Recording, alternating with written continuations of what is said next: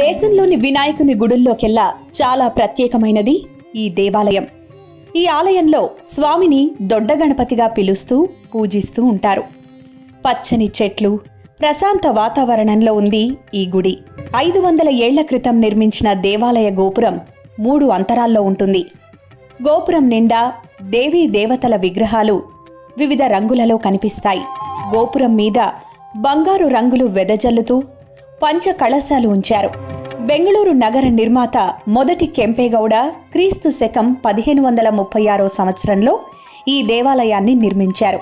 దేవాలయంలోకి అడుగు పెట్టగానే ఆధ్యాత్మిక అనుభూతి భక్తులను కట్టిపడేస్తుంది.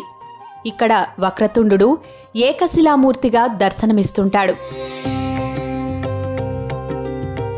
స్వామిని దొడ్డ గణపతిగా ఆరాధిస్తూ ఉంటారు. ఈ భారీ వినాయకుణ్ణి చూడగానే భక్తులు ఒక్కసారిగా ఆశ్చర్యపోతూ ఉంటారు.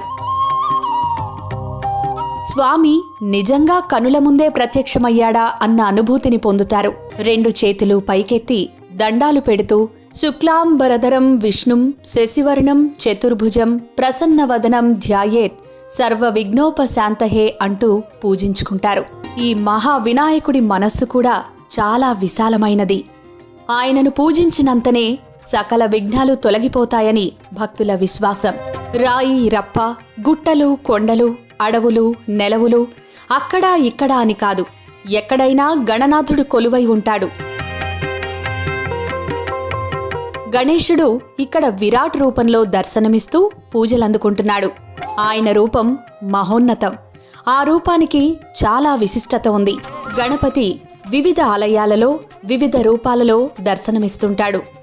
ఒక్కో రూపంలో స్వామిని పూజిస్తే ఒక్కో రకం ఫలితం కలుగుతుందని పండితులు చెబుతుంటారు. ఇక్కడ స్వామి ఏకశిలలో భారీ కాయునిగా కనిపిస్తాడు. ఈయనను శక్తి గణపతిగా, సత్య గణపతిగా పూజిస్తూ ఉంటారు. మిగతా ఆకారాలలోకెల్లా శక్తి గణపతి ఆకృతి చాలా విశేషమైనదని అంటారు. 4 హస్తాలలో పాశాంకుశాలు, పూలదండ, అభయహస్తంతో స్వామి కనిపిస్తుంటారు. పురాణాల ప్రకారం ఏనుగు తల విశ్వరహస్యాన్ని సూచిస్తుంది అంటారు. తొండం ఓంకారాన్ని చూపేలా ఉంటుంది. దొడ్డ గణపతి తొండం ఎడమవైపునకు తిరిగి ఉంటుంది. ఈయనను వామముఖి గణేశుడు అంటారు. చంద్రుని శక్తి ఎడమవైపునకు వెళుతూ ఉంటుంది. అది సహనం, ప్రశాంతత, సృజనాత్మకత, ఓర్పును ప్రసాదిస్తుంది. అందుకే ఇళ్లలో వామముఖి గణపతి రూపాన్నే ఎక్కువగా పూజిస్తూ ఉంటారు. సత్యం, జ్ఞానాన్ని సూచిస్తూ గణపయ్య చేతిలో పుష్పముంటుంది.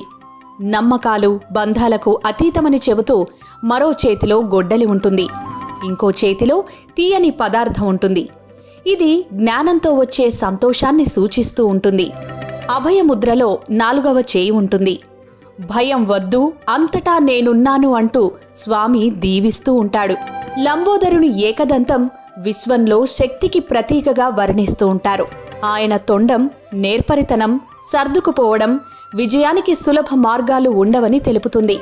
అంత భారీ గణపతికి చిన్న చిన్న కళ్ళుంటాయి. ఇవి శ్రద్ధ, ఏకాగ్రత చాలా ముఖ్యమని సూచిస్తూ ఉంటాయి. ఎక్కువ వినాలి, తక్కువ మాట్లాడాలని చెబుతూ స్వామికి పెద్ద పెద్ద చెవులు, చిన్న నోరు ఉంటుంది. జీవితంలో వచ్చే ఎలాంటి విషయాన్నైనా సంతోషంగా, ప్రశాంతంగా జీర్ణం చేసుకోవాలనేలా లంబోదరునికి భారీ పొట్ట ఉంటుంది. నుదుటి మీద త్రిశూలం 3 కాలాలకు గుర్తుగా చెప్పవచ్చు.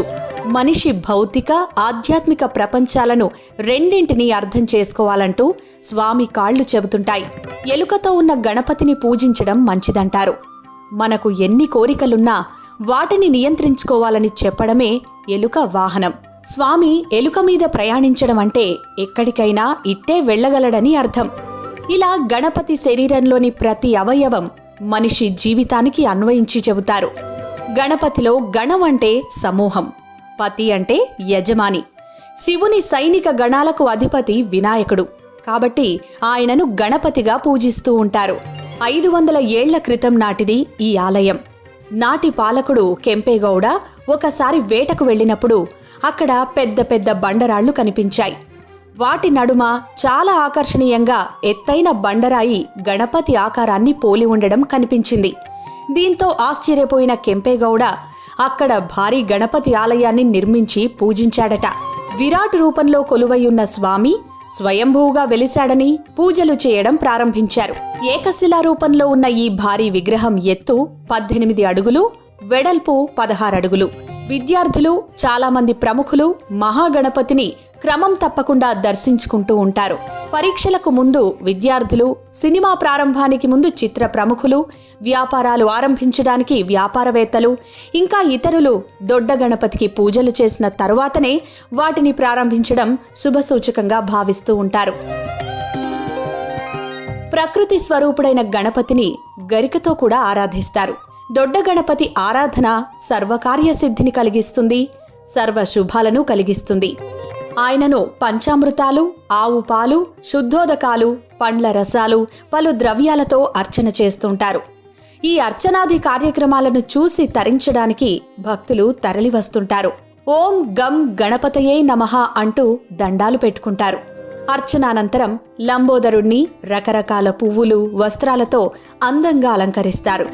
భారీ ఆకారంలో పూజలందుకుంటున్న గజాననుడి మనస్సు కూడా పెద్దదే.